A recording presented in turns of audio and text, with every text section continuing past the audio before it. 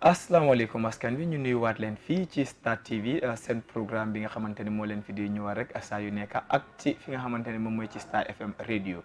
comme niñ ko baaxoo di defee rek man ak suma doomi ndey Panderi lépp li nga xamante ne lu xeetoo ak politique la wala luy yóbbu réew mi rek dinañ ci béy li nga xamante ne moom mooy suñu waar tey nag ñu invite benn political party bi nga xamante ne saa yu nekk comme ni ma ko dee waxee rek suñu political party ci biir réew mi nekkuñ fi gan wante nag comme ni ma ko dee waxee képp kuñ dalal dinañ la jox opportunité bi nga wax ñu yow si sa gis-gis ndax sa political party moom moo gën a rëy wala gënut a rëy wala su fekkee ne moom gënut a rëy ban la toppa loolu yëpp dinañ ko waxtaanee tey si biir li nga xam ne moom mooy waxtaan bi suñ gani bés bi nag mu nekk ki nga xamante ne moom mooy Mr Falang Sonko moom nag mu nekk ki nga xamante ne moom mooy chairperson bu United Democratic Party ñu gën leen a xamee ci UDP fii ci fi nga xamante ne moom mooy tundi Kanifing ñu gën koo xamee ci Kanifing municipality Mr Sonko asalaamaaleykum. waaleykum salaam wa rahmatullahi taala wa barakatuh auzubillahi mina sheytaan rajim bismillahi rahmani rahim alhamdulillahi rabbil alamin alhamdulillahi rabbil alamin alhamdulillahi rabbil alamin Baji Basen bég naa trop kontaan naa trop pour nga invite ma tey ma ñëw toog waxtaan ak yow fii politique waxtaan ak askan bi loolu bég la trop si man wax dëggaane yàlla fu mu egga si man dafa sori trop moo tax nag dinaa jéem nag suma kéemtalaay kàttan li nga laaj yëpp dinaa si jéem lu ma mun incha allah.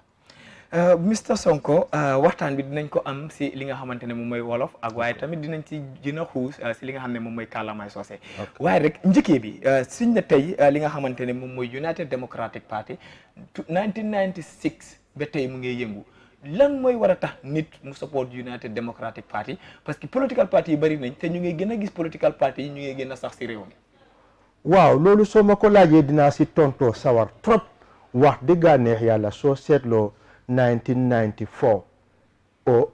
96 bi ñoo sos United Democratic Party keroog métti woon na de te keroog dafa dawoon yaram trop because balaay Ousseynou Dabo dafa am ñu bari ñoo xam ne ñooñu lañ dem toppi pour ñu ñëw ñu form a party te xam nga United Democratic Party ñana ko fal PPP NCP ak GPP mooy parti di leen Assane Moussa Camara ñetti parti yi ñoo bokka form United Democratic Party wax dëgg ne yàlla man nag bokkuma si ñi doon arrange pour form parti bi waaye bi ñoo form parti bi fekk man maa ngi woon si suma business waaye nag wax dëgg ne yàlla li xew transitional period bi Yaya Jammeh coup d'état man si suma boppa kontaanoon naa si coup d'état bi ndik lan Jawara def fi nekk for 30 years mu ne dafa bàyyi te man suma principle mooy ne li ma doon xeex mooy ne 2 term limit ne political party warta roba 2 term limit looloo nekkoon suma philosophie loolu laa doon xeex si loolu laa doon yëngatu moo tax bi Jawara defee 30 years mu ne dafa bàyyi mu ñëw waxee bàyyeetut man dama mer wax dëggaane yàlla moo tax bi coup d'état bi amee ma support coup d'état bi si liñ wax ñoom ñu ne ñoom they are soldier with different dañoo ñëw rek pour clean affaire yi rek delluwaat back to the barracks ma ne liñ wax de su dee def nañ loolu dina baax trop because loolu dafa ànd ak suma xelaat man waaye ndekete yoo bukki yu sàngoo dëri béy lañ bukki yu sàngoo dëri béy gis nañ ko comme li nga xam ne noonu nga waxee soldiers yu coup d'état delluwaat ci barracks bi fu mel ni fi nga xamante ne moom mooy Ghana waaye jugul leen JJ Rawlings first time bu mu kuyee bu mu delluwee ci barracks bi dañ ko téye woon tëj ko foog loolu mënoon na leen a tiital déedéet loolu mënul leen a tiital xam nga li leen tiital mooy ne dañ dégguwut si seen kàddu man nag loolooy suma problème si jamono ji pour nit déggu si kàddoom gis nga Baaji man suma diggante yow suma diil ak yow lu may njëkkaa seet si yow mooy ne sa kàddu man daal kàddu laa gëm ne mooy number one principle pour xam nit kii ban façon nit la man nit koo xam ne mun ngaa wax lii tey ëllëg nga wax leneen Baaji man pour ma jëflante yow dinaa ko def rek de nit ak nit waaye yaakaar moom dama ko dul amati si yow man loolu suma principle bi léegi ñu delluwaat si laajte bi political party yi bari nañ lan mooy war a tax nit mu support United Democratic Party si yow sa gis-gis déggu ak bugg a Gambia déggu ak bugg a Gambia ñu xuus si li nga xamante ne moom mooy déggu bi lan moo tax nga foog ne United Democratic Party déggu nañ waaw because déggu bi sax maa ngi ko commencé si His Excellency Ousseynou Dabo si boppam bi ñu luusee first election second election bi dafa am international appointment nga xam ne yaa ngi war a receive $10,000 a month bokkut ak sa allowance mu reject ko because of UDP because of Gambia loolu déggu mënu koo passé te am naa si firnde bu leer def leen joxoñaan ne la ne leen brodaam Assane Diallo mu ne brodaam la te looya la moom tamit kooku am place bi te moom lañ ko éne woon place bi bon xam nga ne dëggu mënta passé foofu ak at that time fi Gambia toll ak ni Gambia mel jàppal reyal dóoral lu nekk daj nañ ko mu jàppa bañ a bàyyi dëggu boobu moo tax man ma yaakaar ne dinaa toppa si gannaawam xeex ak moom ba fu mu em suñ ne dëggu nga ne fi nga xamante ne moom mooy international appointment bi man ak yow xam nañ ne position de président moo ëppa international appointment fooguloo dafa am lu mu doon séntu moo tax mu delloo wax boobu noonu déedéet because boobu parce que am na leneen li may séntu waaw waaye may ma tuuti de munoon naa dee balaa moo egga fu mu egga kenn du weddi loolu jàppal reyal tëjal ñi feeñ fi mu nekk nii ndax ñooñu nekkuñu an intellectual ñi feeñ fi mu nekk nii nga ne parti yi bari nañ du yow yaa ko wax lu tax déema biñ ko soxlayee ñooñu génnuñ xëy na seen xam-xam toolutoon foofu seen am mun na faa bañoon a toolu si jamono déedéet déggu bee fa nekku rek ak commitment ak ragal dee mu ne ak ragal de loolu nag xam naa ne kenn ñemewu ko ñu ñëw ci li nga xamante ne moom mooy gannaaw bi nga xamante ne moom mooy déggu bi lan moo tax nga foog ne political parties yi nga xamante ne ñoom ñoo nekk ci réew mi yëpp nga yaakaar ne ñi nga xamante ne moom mooy United Democratic Party dañ bëgg a seen réew waaw because UDP rek la Gambia jaral bakkanam déedéet loolu allegation déedéet ñun gis nañ fi depuis time PPP political parties yu taxaw waaye yu taxaw waaye time boobu da nga seet ne time boobu xam nga da nga bëgg a dendale ñaar ñu bokkut diggaa wax diggaa neexee la PPP def na fi fanweeri at weddiwuñ loolu suñ ne am na mistake yuñ def weddiwuñ loolu waaye jàppal réel tëjal disappear ndax mos nga koo gis si nguuri PPP fekk na la fi yow so loo nekk xale waaye weakness nga loolu weakness nga si lu bari time boobu politique bi UDP PPP ak yeneen parti lu doon soosee di wax sanaw yaa yëfi kal yaa moo fi nekkoon rek kaf ak ree at the end of the day xam na ne ñun ñëpp benn lañ waaye nag loolu dafa ñëw toon nekk loo xam ne opposition yaa especially United Democratic Party lu gën a métti si opposition yaay Gambia fi ñun ñoo ko daj ay na ñu radio ay na ñu télévision even suñ ngénte sax nit ñëw na fekkee suñ xew sax ñu daxa ko loolu xew na fii soo waxee loolu noonu fooguloo ne kon tuuma bi dinañ ko war a mun a joxoon United Democratic Party parce que jamono boobu noonu PDOIS ñu ngi fi ñoo fi njëkkee nguur gi nga xam ne moo fi nekkoon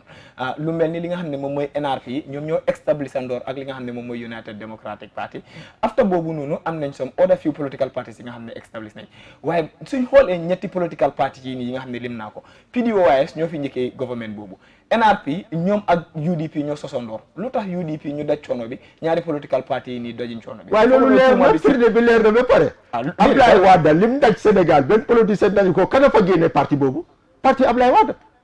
politique africaine politique noonu la doole bi UDP am na ñu nekk problème kan moo fi génne ko fi nekkoon UDP bokk na si kenn mënu koo wéeti boobu leer na mu ne UDP bokk na si waaye coalition government waaw waaye kenn mënu koo wéeti na UDP li tax ma ne la UDP la su la neexee sax nga ne UDP la because of waaye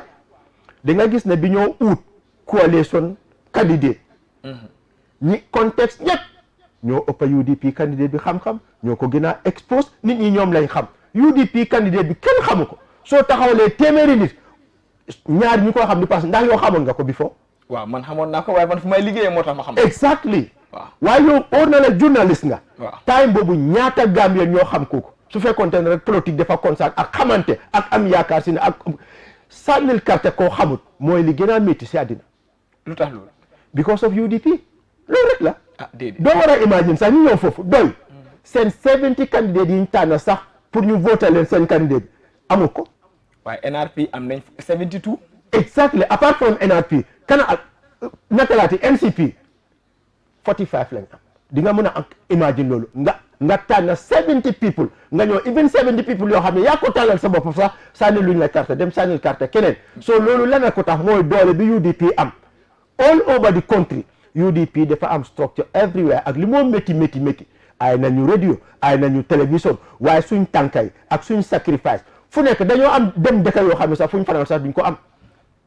Mr Sonko am na allégation si nga xamante ne tuuma nañ leen teg leen ko ñu ne li nga xamante ne moom mooy United Democratic Party 2016 coalition bi da ngeen fa dugal xaalis sàcca li nga xamante ne moom mooy vote si ba tax na li nga xamante ne moom mooy seen candidat bi mu falu allégation si yooyu noonu mu ngeen dox lan nga am pour tontu si loolu ñanay wax allégation boobu loolu yàgga ngeen koo dégg déedéet waaye xam nga man tuuma bi du ma mën a understand da ngeen jël waaw léegi leen rek laa mënta understand 94 up to 2016 election every election UDP dañoo wax ne dañu sàcca waaye lu tax nekkut a big topic te time boobu ki wax ne dañ ko sàcc moom moo appoint chairman IEC ñi faa liggéey yëpp moo leen appoint. waxuma presidential election bi maa ngi wax nomination bi si boppam on the ground ñu ne out of the 70 delegates yu UDP asi nu tax ngeen am more than the 70 ba some political parties ñuy lose parce que da ngeen dem si gannaaw jënd some of the political parties tànneef yuñ asi pour ñu sànnil leen carte. non loolu nag soo ma ko bëggee laaj di nga ma tooñ. lu tax ndax time boobu fekk man maa ngi si 5-star hotel Yaya Jammeh bi fekkeewu ma ko. wax nga dëgg suñ delloo gannaaw tuuti am na ñi nga xamante ne fekk wuñ woon si loolu ñu mosaw la coono rek si jafe-jafe boobu noonu waaye nag jafe-jafe bu nekk mooy jur li nga xamante ne moom mooy lu am njëriñ gannaaw bi nga xamante ne dugga nañ si ñaar yooyu noonu ba léegi am na yi nga xamante ne dinañ ne United Democratic Party rek gënu ñoo bëgg nit ñi li nga xamante ne yeneen political party yi fii seen réew ba pare suñ xoolee li nga xamante ne moom mooy déggu am na ñiy ëkkati ay kàddu tuuma sax ne United Democratic Party sax dégguwuñ parce que ki nga xamante ne moom mooy seen jiit bi am na yi nga xamante ne bëri na daf see dugga tey mu génn si wax na fi waxeet si li nga xamante ne moom mooy mbiri képp ki nga xamante ne mu ngi yaakamte pour nit ñi dem élection buñ yaakamte dem élection du fi am ba 2021 ñu gis mu génnaat ñu taxaw joxe position ne benn mandarga buy war a tax ne nguur gi duñ dem si li nga xam ne moom mooy élection amul parce que nangutoo yuñ teg jëf firndeel nañ ko loolu ñu ngi ko gis mu make statement boobu noonu ni ki ending of last year mu nekk ay kaddu yi nga xamante ne séntu wuñ ko si kilifa bi pare ba léegi yaa ngi si United Democratic Party lu waral loolu.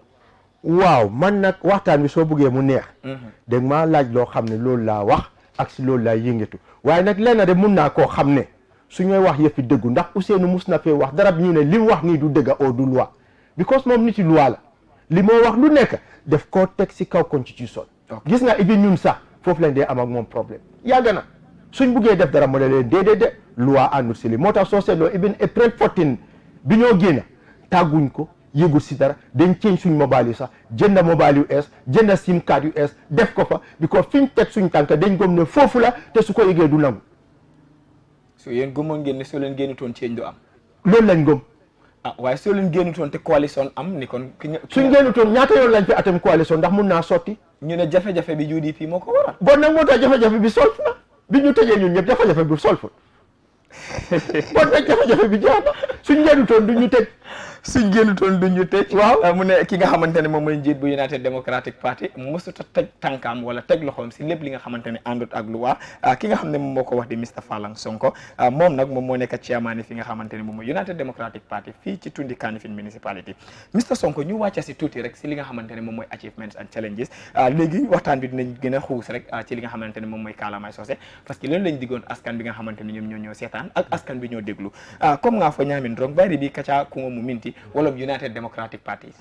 sa nim ko United Democratic Party mu nekketa kool mi yalon ko bi ase keno ñarandil kooti United Democratic Party la karola isa fo ko ñinde ntolle nga kejang aketa ko mi yalon ko ning UDP pinteng ñinol te kala Gambia anu ngol keta ko kendolti wala follow ti niaje ya Jammeh botaja UDP la sabu mu ne wo sabu bawo this interparty pour kanaka ke kilinti ntele ka coordinate no okay nga patiol be samana nen ko ngana together because membe keri simple majority len lu nim patiol man na together hanna be kala carte ke se kilinti nimbe lotam fay ya Jammeh be ndan nawla alin kana ondari atelem president ta telebe siri ndunga kala mutale fana akafo jinol menu ka carte fay ngaw jinol lon wo jinol lel ka bonan ka sama si kana because ye register e kana carte fayola nin carte fay botale ye muru je sa lefta fola ko modul le ka bonan Gambia bantala kana carte fayola koita yo voters card men jani ya mere juman la voters card foto la voters card sama la IEC yeta ma boje APRC la political bureau yeta ma boje je fo voters card fanan la be jumje ndonga mim moy wolom official le janita ko bar men janita official to fo ko e replacement ko woto buka fo membe no official to anime yatna official jani fo ma fo bari alkanal sigo la to nyaka ko din jalo foro sigo be lori foro ka buka je de bar jim do fana mu to jabe la ri kene balto wala mo jinolti menu kana carte foil kabri wol man na carte foil Gambia dingol damma mu neketa nu UDP la niola pour weke mu ne tan ko UDP la niola because now finto meke ngalo ne ko saale ba nyato imaje kabri na beke ko nga finti ibe man so na finti la yatu UDP damale bol bari yalon barako mo fenyon tawolti de nto law finto ndango be ata nyawonya bari maje o barako bi Gambia be ba ne mako ne maje bi tibente interview la mu ne na haye ni la APRC ta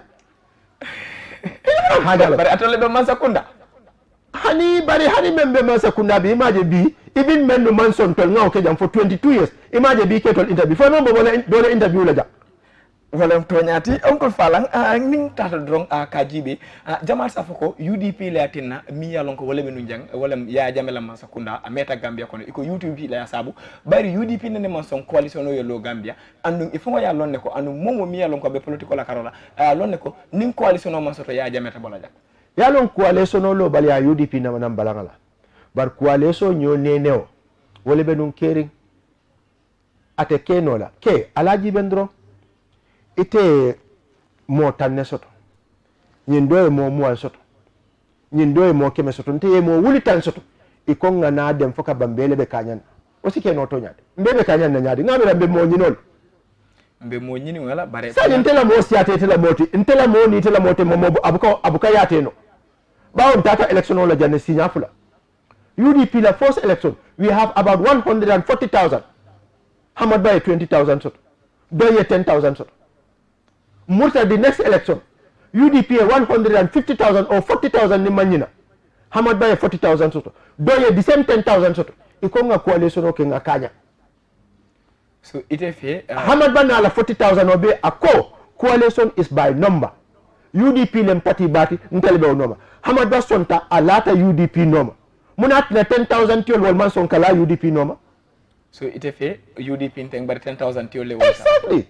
din dama nduma be boli ka to sone kafu jamaa ma isaje coalition o sikeno nyindo e maje kabrin dama ndingol kafuta jamaa ma maja ke bare jandin nyindo 2011 nga jela ko mi yalon ko wala wo 10,000 tiol ay tata ka mi yalon ko wala Amat Ba sembentu ya 2011 habar wo fana mune finditaje woto yalom kumo sene ya tele saje ibe sonna ka Amat Ba sembentu ya bari te sonna ya UDP sembentu ya mune be ni UDP tema na tram ko lafta banko le bondila to mando bato jikole mantaraje imaji ki ko ni UDP me ye 40,000 soto ye jiko soto to me ye 150,000 soto me jiki soto to bare sainteng nsenyina nsa jibe ko nyim coalition min keta amma me bake aburu katale to mando bato fanak niye bulo dunje ase buruka barna buru kata fande ko lokula lafta me ye tawo tatale coalition la buru ko man ke katala tide ba on do lafta me na waketale gambe no lafta me na waketale sala tutanda mal lel temani gambe do yale ka fa me na sa nyuni nella nka e kam min surwa kam min foko nyoni nen la fo sandrom be min jibe kan wolo major achievements UDP ye min soto after 24 years of existence ka bring mi ya lon ko wolo UDP lota fo bi mi ya lon ko president Yaya Jammeh wala former president Yaya Jammeh la bol kola ase mun ku le fono ko ntolle nga nyinke jang na manke mi ya lon ko president Yaya Jammeh la bol jang exactly nga menke jang awarata baki ase mo warta UDP da malim patrioti me ya lon ko Yaya Jammeh la 22 years old radio nin television o babul ay programme ke dawda mo 700 le bota UDP anata APRC mo nangam le bota UDP anata APRC niyo jibe in figo oto UDP bantale fotol fa ko UDP fatal ika wala UDP men fata o UDP men fata wala te bondi jam woto UDP ta nin parti koten compia la Gambia jam ila marto ni marto be no Yaya Jammeh bulo akaw marto pampen UDP ko damale ko ka ibuka mo kote mo yala nama ke UDP akan tolle bari radio la akan tolle bari television la akan tolle muta akan tolle sorop akan tolle la mol disappearandi akaw beke UDP IPRC man kele nyo soto Yaya Jammeh man asoto anim men si kele politiko kono nama ke UDP but in African politics ni yaji ben fana ika fole isa fono le ko is normal because sembo membe UDP la wala UDP batandi nuwo sembo hanika bi wala be jam anim futata je inshallah ate mela drong ambe je ko ni la fo sembo bi je le fo sang fo sembo tije bari tol be ngalon ko ku jamale keta ni sanje keli ngono bari jandimbe futala je itala jeroto mune keta mi yalon ko wolom UDP la major challenge ku mi yalon ko aketa nasi kuti bi ni sa fali noy sa fali UDP kono hani UDP ku kilindro wala ketanto la major challenge ndu moma wala ntol kan namanke ngamenke fonga president fa sindi his excellency Adama Barrow ntol ni yemenke ngate fa sindi ate fa biya akabe UDP balla wala ndu ni ala kititala ala te sonna wala ndu ntol la futala da membe futala jele inshallah munen wati wala nyintiko UDP for 22 years namana Gambia tayla ndu sakeno le no kata businessman on ya ka kododi nanga na politiko balundi insakeno le bari namana songala nkan na politiko balundi mfansu njibol nkan na kodo lel bondi nkan na kodo lel kafunyoma nkan sembole laje pour na Gambia bondi dinko kono ndung ni UDP man sakunda lota mbenyum fola la Sénégal kafunyoten na badin ten na memum kafunyota ni badi mo mem pareta Gambia do ko la ka Gambia ko dula nyon tawot ita kata businessman ol ka ko do tawol buli ke la patio balundi ni sita wo businessman ol man trafe na naman ke ko dinyo ye panja giri gara interview janna ako 60% of nyimbanko businessman ol be mu luntaw imagine man sekunda e tax bondi mano kan hani kabi mano da man talano fewol da man talano ako mu businessman ol la responsibility wo businessman ol ni wol la responsibility mo businessman ol kata man sa kata ko do tawol bulu wo man sa membe sira se hani la fola ol la marchandise so datala bari ni wo kitan sa fako UDP le wo sabu nyadi bayri wo wato la kabri nyin tax be bondi kam mi yalon ko wala mararing fonko la karola amu UDP kolli ha bara mu UDP kolti bar wol benum do ko la pour ka je ko fanko e tara imagine yol bay bari jande ni be bayla ma tax botaje mano mantala sanji kilin nemfe ha bari yalo ni ko janni wo tax mantala sanji kilin nemfe mano mantala tax bondi tale mano mantala bari ni be do ko la kaji ben dalilo me yatina o mano mantala bari i hatlo to ku kilin to de yalo yekuma dole fo jam ko ba jam fo hatlo bo tawla iko niaje UDP la candidate o lota asita ye kodole di mo le ye mo le sang dum ko wato en to tara bunja on ta en tara kasol oto mo almost UDP la executive be menu be no mansa ku nawol be sorondin woto ni ko be do no la lawol kaw yalo woto you are not fair with them ba man ke nyari ni te to le ko di kuma fo jande yalo dama bakaram nga moy le de exactly andum tol mu journalist le woto bulano ma yaji be yo ko do bata min to ani yo ko do di jumal ontolle nga moy iko wo ko do bata min tole ani ya di jumal anu ya di ba woto on tol be kasol to mo bukan je faare si ko didina bare executive dol fa nambe nu nyande comme mi yalon ko wolum United Democratic Party number 2 hay sita yol nyininka fo saying drong UDP man sakunda BBB nin Gambian wal jama Gambian kono iko ntolde nga UDP leje andu nga mira ko ni nga tumando bato UDP fanan di chance to fanan yela man sakunda tambe di Gambia tumando bato isa falingo nati itela jeroto UDP se mum falinde nati Gambia ani mi yalon ko wolum Gambia dingol mimbe siri njang ani Gambia dingol mimbe bantala falindir ba comme bawo alondo bebulu anganiyo bela ndu ya hamo soto ndun duniya ku bukata no nyin kom fo ya londo soto ya nganiyo soto ya hamo soto ana lalno bawo ite alon ne bi wallahi nin teleftano mote suti ala his excellency Adama Barrow la membe tambilanna muni atina ya because ayen lon ne ngalo ndun ayalon mo sifa me monti ndun nga menno ayo lon bari na froya kamo ntele batata mo beti bari na froya o bembula $7,000 aka ole dina no alawant bari ni ajan nan ko diwola Gambia latina atina mana odina mo lem promise jang APRC ko le ko nyo contrat go fele na APRC nga dila ngan ko diwola je so wo be ka ke politiko kono of course yes ni lefta mola ni be solari mola ka everything possible like pour ya soto ko ni sulata because ya lon wo be men silema Mr. Sonko sainteng amma mi yalon ko wala president Adama Barrow yala political party londi ngalon ne ko nunto atolle be dula kele bidum parakaso keta mi yalon ko wala National People's Party lota sama sini mi yalon ko wala Uncle Falang Sonko tumando baton ta jela ani mi yalon ko wala NPPT ha yalon bibe ne Gambia je fam Gambia problem soto yenyin dula men mawo damale problème aussi Gambia munatin ha because ni wonte his excellency Adama Barrow alay harjo men kai ani men ketay wallahi na son tanun alala lanyinola mba fola tennum Gambia be men kono bi ntambita janna meta bawo ni ajibe Gambian ko li men fo dictatorship men be jam for 22 years mo man fasa mo man makoy Gambia dingol lel fon ye teosity ye carte fa yo bon ya no ka fa ko carte ta de bondi la ja with confidence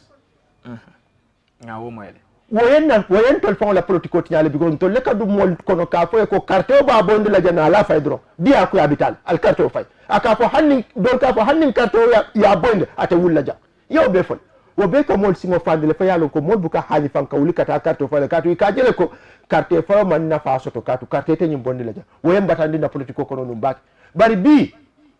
kabrin Gambia dingol ye carte fa ya Adama Barrow sindi his excellency Adama Barrow ay même fo Gambia dingol mbe sanji sabale kela ni wo sanji sabo bota jentete lola ko ten kentemu wasatale mbitan na business on je ya jibe 1.7 billion pledges ala timo wati sutun ya nin duniya be ka funyoma fol be sonta ko be Gambia ma ko la wo kodola nin adama e Gambia la interest to anin menu babala wol nyanta sonnale wo kodon to nga fola te fon ka foko ni wo kodon daja hani ñinol fon ba lol ko kodon daja hadama dingol ma kala muta folo ko kodon daja na fara ko ñinol bare iko mi yalon ko wolom sanji saba sanji lulu kumo bondi jang anu mi yalon ko wala ya naati jang iko wol mu UDP ko leti bare mi ya fo folo wala mi yalon ko wolom UDP fon wala alpha ba ha wala luwati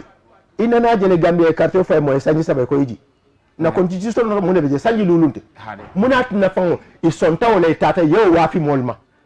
yale mambula luano ye luana ni karala ye fa non so do ndindo ye luana ni karala le ye fansu miro ta ani president se resign no ha problem te je wala na te fango na diata aba fu ko dia ku na diata president ya resign bara man dia president ka to kabrin day one ite fa ya lo ko mo membe party lo kuoto o se resign hani memba o fote mo membe party lo kuoto o se resign o wato la mol malon ko ave party lo la ko bari kabra winta sita ay même fo yalo ngala audio kilin la moy la interest ntabaki ako sanji sabay tol coalition be wala kila jam ndi be doko kila ne suto tili kaje ko ye programme même belande ya doku no fo aussi banno ate free and fair election conduct ni même winta wesi ha bi wo bota ko nole amamba ankay ni wo mamba ko na sa fanjum batiyolo bari fansu parti lo panga nyina wala ajiben fansu parti lo ayem fondi men ay Gambia fondi men il afta do ko la nyaw nyam baji basen nin ko do tebulu mo ne be do ko ke no lelba ita ke no la Gambia la fanko ka nyamen ka tax men ka fu nyoma na be ku son ta ka futa nyoma hanni manjulu jo lafta do ko men nan ta ke no la be do ko ke no la men na dro wala ma ko rote pledges men ketano yalon ku kili be dunia balo kono ya filindile wa fa wala fam filindi kame place to man kumaya yalo men kumaya ta yen men ke o place to jannibita nun ala e bunda ye la tele nun sanji lulo kono wallahi tanu adama baro be fenne kala Gambia me ya lonko sa dawla la sanji tan saba man men keno ya jamme la sanji muanim fra man men keno tennun there is a possibility prate o do kuno sanji lulo kono can you imagine nim baro son tan ndron ko ntemo transitional period president neti sanji sabambe wala kala ngaji o sanji lulu ninga ko be free and fair election le conduct la ngaji aya nyatilin do ko la aya dabo ni political tenum pledges be binale tenu ani menu be walita ni moti wali yalo me baroni UDP walid lafte jele fola iko miye wali o sabu UDP le o sabu bayri nka nale la way bawo sa yentele nyininka o ni la ta jabi la ngatu je fo ya jabi hani ajabi okay me baroni UDP kuyande femme kuyande ni ka e ko mo lafte tella itele nyanta tulanye dollar al UDP sikal yadina UDP dum manke Ousainou Darboe tati ate UDP sikano la kadimo la kili yenyi miro soto ko net election tol UDP kolte baro tombonna jumale fo tolye imam fo ngofel lonje bare kambe ngol min fota kambe ngokono wala momo min dota ate lota ko tenke bari sani nati ala fansum patolo wata to wala ko ten na tro kambe wala lota woto mulat na ba fansum patolo ndu tolya fo le bere kele ko barole mo la candidate Hamad Ba ya fala to ko nole afanale mo be ya fala to ko ko tolye candidate to tole barole mo la candidate sa yi daga fanyo ka telo bare sani ibe tumiro la ko Hamad Ba ala fansum patio soto la ko ati ala patio wa file ko ako bari mamul ako hanna atra baro man talo la to ba tala la ayno on NRP ticket ate pare tawla ate ada bo ni control minatina folo fam wali folo keta bayri nga jele ko kabrin coalition no lota a jamar sa foko mi ya lonko wole wali yo sabu UDP tata baro bayri lota independent yale la inata ka baro sabaka itande ko ibutan tolle ya iben tolle kono woto imun tolle di ngolleti hako hale bin tolle dimuko ene do bodo la je nte hani bare sai minatina risanda abuta atolla patioto atata ka lo independent pour ayaje ko akana mi ya lonko wolo mo kana loka foko abuta patikane bare nga jele ko hani mi yalon ko fon wolom mi yalon ko wolom presidential to nakata nka dula beji abe yelori ntole dimuko fosay hako atele bon to bari ntole di ya ka fon na parti di wole wole nyim pala social ay jam faale kedro yalon flo bu ka jam fa ba ni fula bari ni wole ba ay jam faale kedro de bari ntole dimu ntole tabu fana ntole la barom fosay hako ntele la barom hani sama nkan siso ko wala nabaro nga moyle ko mi ya lonko wala president Adama Barrow iko UDP ko itul la Barrow la moyti fo sign wato fo sign drong aka munta ko jamfa UDP ye min la coalition members dola wala nata afindita fo tinyaro keta UDP na wana jamfa lo anin coalition member tema ana wana soto anka no independent o keta mo lota independent yala a resign atol ko alla dingol lengoti fo alka fasa fo labongo fang dol ya jeko to nyaabe daming sainte ika saba nyaming ya itandi mo lako abuta itol lepati la kono bari wala normal tak wadi NRP ko amad ba coalition nyawnya ni tata la bureau to buka NRP ko lel taraji ni tata la office buka NRP ko lel taraji ani je ala bureau to buka NRP ko taraji ha bari ala personal office ala office to ko NRP ko taraji le ke dukare dinni wala moyti dukare yalo nimbe kachala iko kacha meme banku dingol ndafala iko abe buka fo jama kono abe ko jama kono pati dingo damalti nungani yo buka nuku amma me modu fana min nene keta la pati dingoti jama yaro ndi mi yalon ko wolon Rambo Jatati ako ala man tankala Ousmane Diatta for Rambo Ousmane Rambo Diatta okay Ousmane Rambo Diatta ako ala man tankala UDP man sa kundala bari UDP fonal la mantoro wole wosta wala jawyata coronavirus barate ma woje junako UDP atina kalobi na filla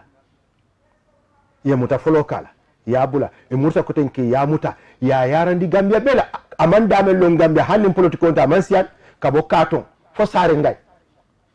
UDP ba no ma yuru yaro la sanyi bo me kabri ya bula oto ala fo statement na ko bile ngabe bamban na politiko kono katambi kunon je wo Rambo Diatta kilo yalo me yasi APRC ikala office oto ye drogo travel ikoy ba la business o close la apisantal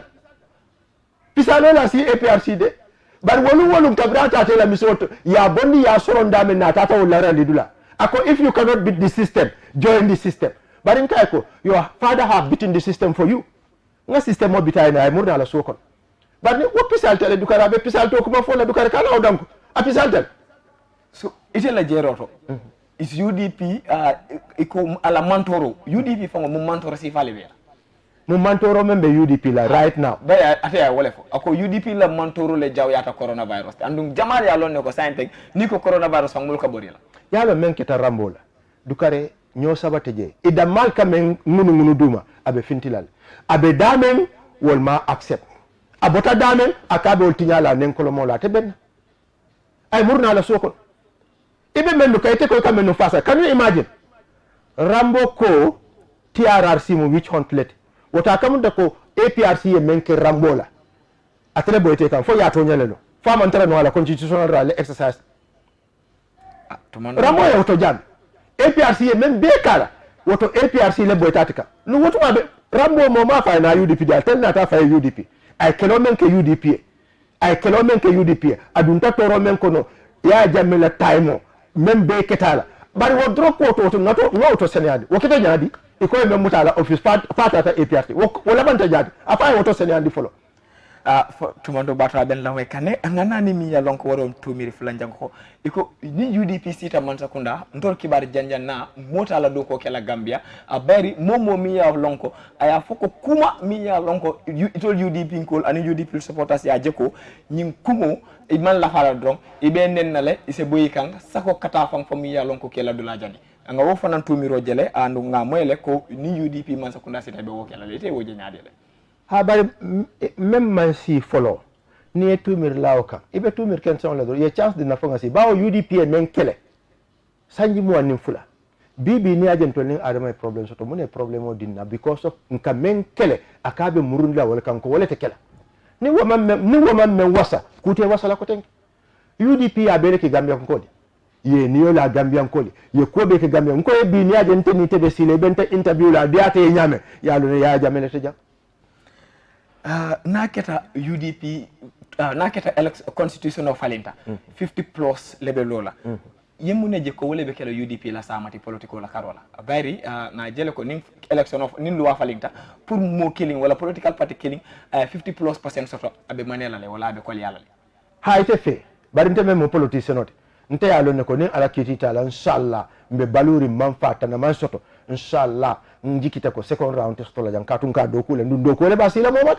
bari kuma bafo anin ka jikiko ko do ben tele mo incumbency mbe winnal ali ngata fo lungo si e man Gambian ko lomba 2020 wallen dunia be balo na jumale Gambia non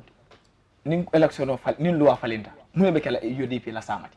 UDP la sama wala nin ala kititala e candidate londi batele moy la state house inshallah ndum benyim banko tala mba londi la silole kambe game kala dula nyon tawtele inshallah nim manfa muni ati nanga woni nin karoke because iko mi ya lonko wolom e UDP APRC coalition iko wote kachala jumale ko wote kachala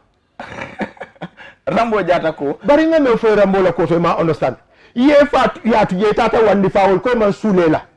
ite burle fa so ko la yeda Uncle Falang sign ite fe UDP ning APRC fa se coalition o keno yalom ku kilene be caring Gambia lafta le wala understand Gambia dingol menu yalom ko lafta Gambia la samala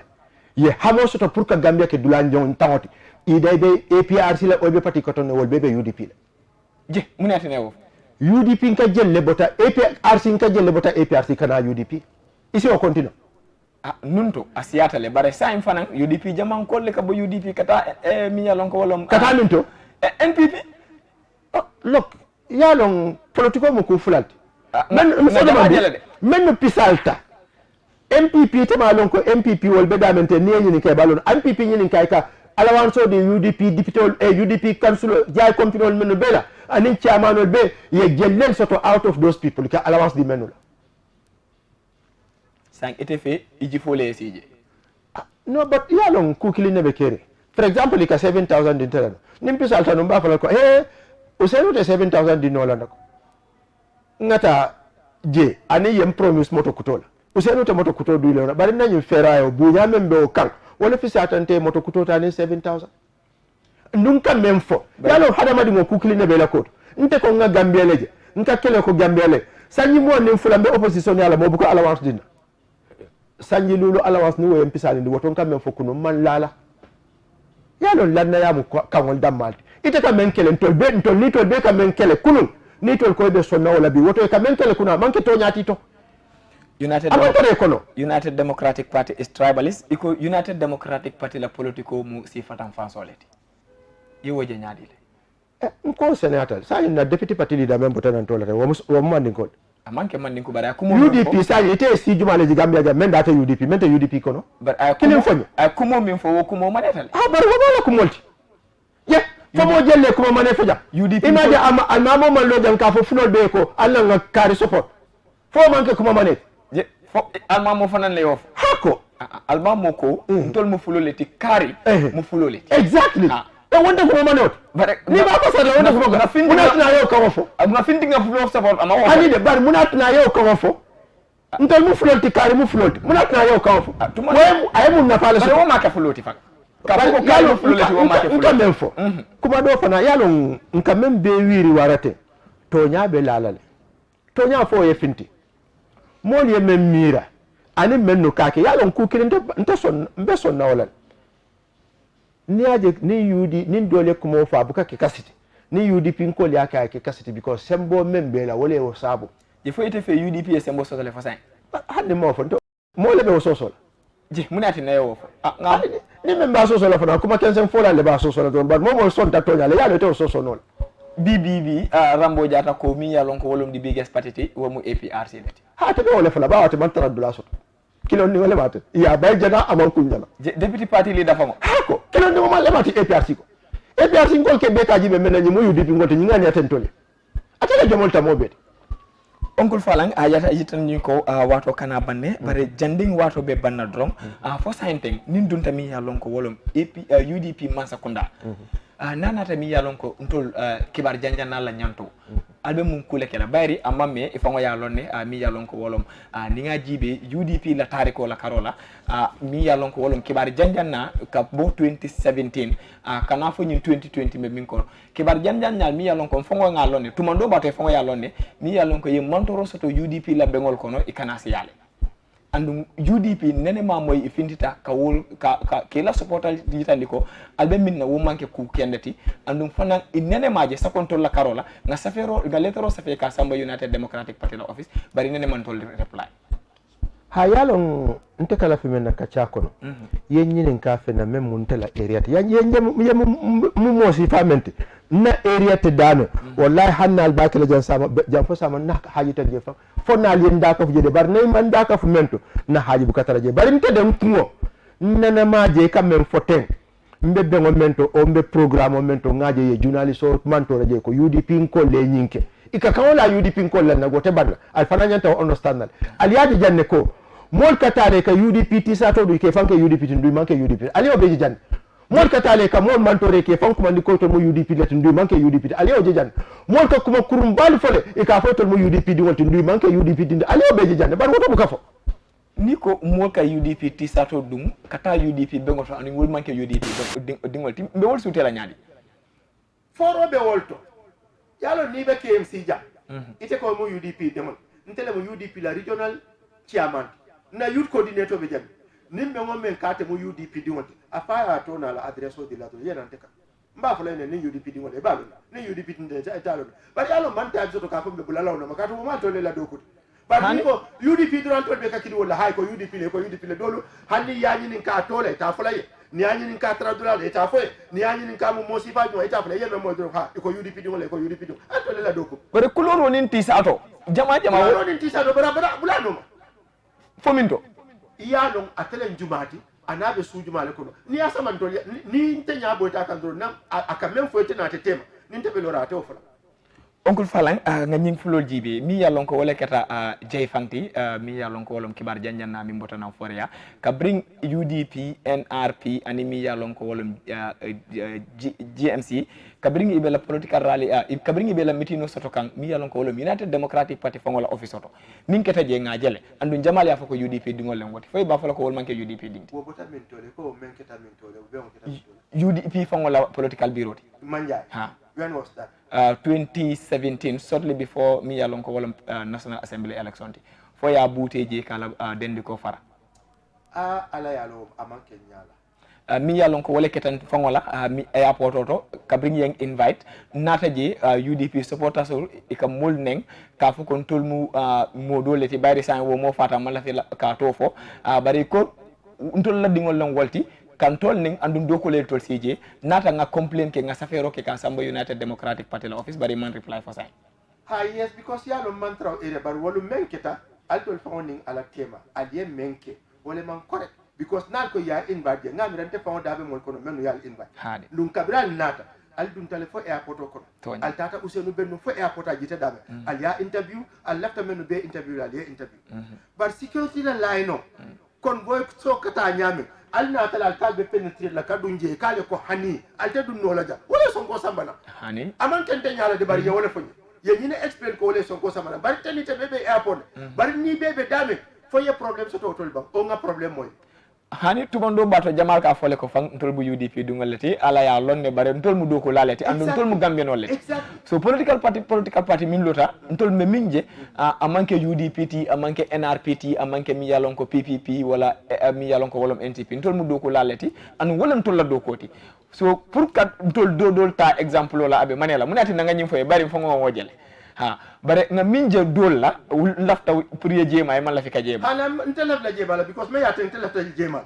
kabring His Excellency the former president Bama Banta ala sangadula ye men ke journaliste la be akala nga condemné al ya condemné yes bara man ke big issue ti comme UDP ta ankay kabring ñun dol fana tata to la janjambure ye men ke journaliste la aliyo fana kalamuta nga moyle press union ya condemn with immediate effect yeah because ngawo belo ne ka ko condemn bari yalon ka dami fo tandro wala nyinti ko bi nimmo ko te journaliste o tulo fadi a to warla bar ni UDP ya ko ka ku balet lafta nga woto folo fahamu nga understand bari UDP ko faransi nyim fo ko tonya nin ka fo siata ala yalon ka mo be control aka kolyal wala be o accept la bawo te yalon ne ko mammo ko ten ne barinte hani même manke journaliste nata nte kaf ñolen katu mbuka mantra ku ke kam man lafi dunya be mello nte kam même men ke lafta le dunya be ya kalamata ko be ñine ke ka be ñine to katu ni be ku kenno to kamune nu ku ngoto ku kurna le kala ku kuronu ku ba ku kende barala o kamune nu ku nte ni ngano nu lungolu journaliste isin invite isin interview ba on kam men ke man fen soto be men nu ku naje bari mo kurungo damande ndum kafo ita fono la ko 100% ntela dingol be mo kenno mo bu ka fono hani wulu dingol dol be je fan daji ko men ka tarayla abuka diete fay bari bu ka kunoje ini ka nyone ne le ka itandila ko journalistol be la do ko la dukare ali bunya ali horoma ni ajal ka information o soto anto latin ni aje bi ala yalo nana cross le barambina nka tra ferio ko non ndi amata dron dole kan la dal do ko yo yaay oncle Fala Songo ka ko ko dema de deglu sa programme wolem toñati oncle Falang toñaɓe damin sa fola ko journaliste mbiye sa fo ko oncle Falang man probléme o soto mbaɗen sa fo ko journaliste jama ya lonne ko oncle Falang toñaɓe damin nanata tol kibar janjanna la karola man probléme jawato bare sa nga muruna ni mi yallon ko wolom politique wala karola bi fo possibilité bi jele UDP kolye murung yetami yallon ko wolom ka bambu mi yallon ko wolom président Adama Barrow koma bari atelem président oti andu atol fongo yallon ko e fongo ya fajanne power of incumbency sembo mi yallon ko wala be momo mi yallon ko wala be seri mansato bari election o man jafa bari Adama Barrow kukil ne yewo Sénégal nyanta o Sénégal dila jan Adama Barrow le président oti bar sembe tabul UDP sembo le babulu num je sanya te ko UDP la den ko ayo bonni la ya lan say sembe jumal hanne ya jora be bon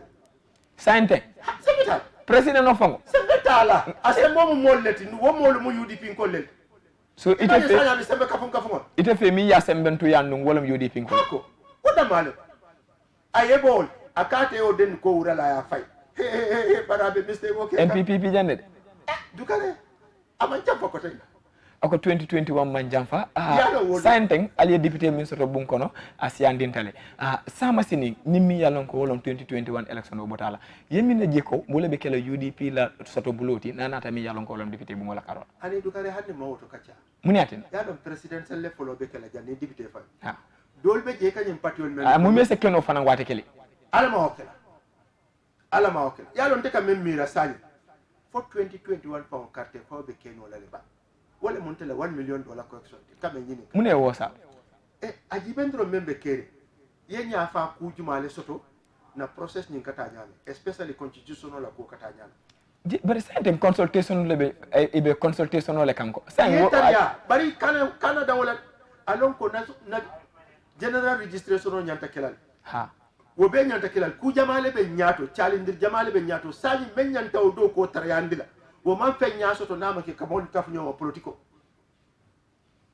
nunde atele nyanta atina do ko etama ba ko sanyi sabote possible la yes bar janni sanyi lulo fo be possible la lafta men fo be parallel ban janni sanyi lulo ko wala mun de la problème oti bi na pareta UDP ye muneje ko ibe wo molle sotala député bu ngoto bari ko ena wana député bu ngaka parti dol foye ni na manke nyola foye presidentiel ke koma be nyame after yena député yak ibe parti o dol jelete mo londi ko ni e mo londi hadisi la ke taso ko lan téléphone bare tumando bato fana UDP ye mol min soto num ase keno fana yitol fana ta soto la ko tenke anabe tamira wala hani bari bi ye sembentu ya sai ifango ya fole wodola sembentu ya president sembele baba sembo bento lelbul sembeta te mune be kala ila advice ka follow mi yalon ko wolon political la karola labanjango mi yalon ko wolon fondinkel bari fondinkel lem sama alfati fondinkel la ko de ku kilin ni ko ya la ko to en ni ko ya jaw fondinkel be dalala ala kila yawbula tay wafo drop iye la fi kodo la ndu ko te do ko kala o en ni ko ya fondinkel la ko to ba ke fondinkel be hamo fata fondinkel man nuto siya kata karola ka fako baaji be nyamen lafta kala woni nunto fondinke ya mo wolti dinni wol ika hamele iko tonyol be nyame fana yo kenyan he Adama Barrow president fana la to kala president mun ba sila makara woni sobe ya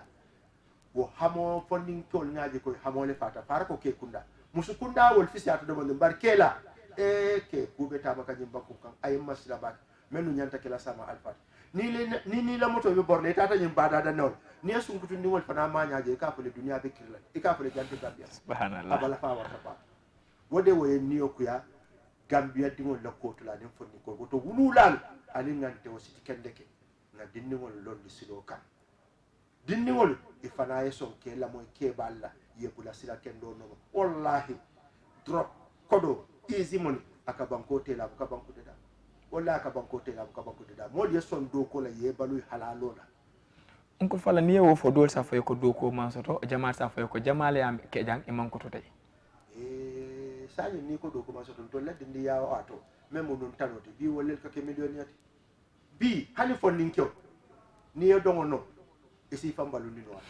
ni ye tantanko sono isi fambalundi non ni ye borono isi fambalundi non ye basketo no isi fambalundi ye handball no ye volleyball no even draft ni ano fe aku ite alo dunia kono nunto memunto la alfa bala kasi bi ni ano isi fambalundi non wow funding ko men jato be kendiari sa fo no nyim fe aku be teman fe no fo suñaro ni tapale ya ni do wafo wote masibot iman son karawla iman son meteni la fe ako fara memu fe ako te teman fe keno hani nyobori ni ano bi sike fentio fonni ko to be keno ba du kare fe ade be keri barka ko do ko soto bali awo kumanti ulo fele fare nto lawato ndekata lo nyino lanka wa ka transo fa sota ka kolya bi ni lo sarso samana ja yalla ni be jelo soto la je wolem toñati an to lenga moy ñola Uncle Falang Sonko nga wole jiya ñim programme to bi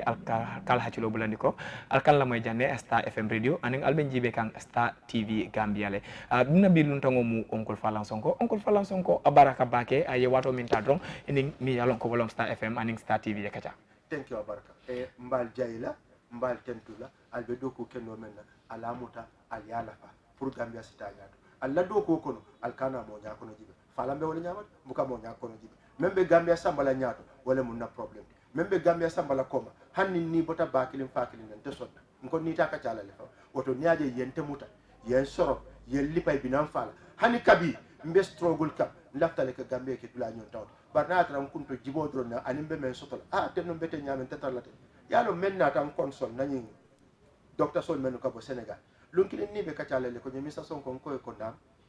iko nyako ite lafta kelo kele le foye fa wata sike ala e wole lañi nte ba on kamen kele hani kabi maaji ko soto bari nga mi ranu ko ni his excellency president Barosita men fonyo la kelo la bar bilen kelo di atambul kunun ba on lafta men nan hamen ko ummeti mo soto hani kabi te ba imagine lan ko ikamo bay ka ko kari man te soko aussi Gambia samba nyaata mo be si mo kilo support no it's not possible bari tinga mi rebe mo bay la nyina la ka foko aman londo soto o aman tra la doko ke kam o aman ngane soto ga banko pour banko ta nyaato